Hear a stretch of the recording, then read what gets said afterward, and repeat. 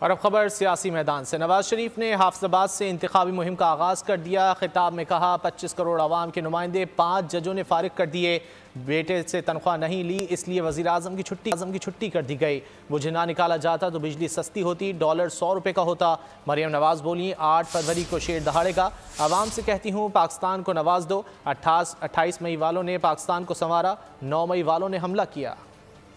ججوں نے بیٹھ کے نواز شریف کو فارغ کر دیا جو کہ 25 کروڑ عوام کا نمائندہ ہے۔ جب نواز شریف کو نکال دیا گیا وزارت عظمیٰ سے صرف اس لیے کہ بیٹے سے تنخواہ نہیں لی، لہذا وزیر اعظم کی چھٹی۔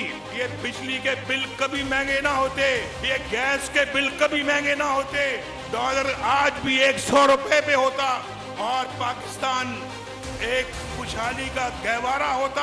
8 فروری کو حافظ آباد میں شیر دھاڑے گا انشاءاللہ۔ 8 فروری کو انشاءاللہ تعالی پاکستان کو نواز دو۔ 28 مئی والوں نے پاکستان بنایا، پاکستان کو ایٹمی طاقت بنایا۔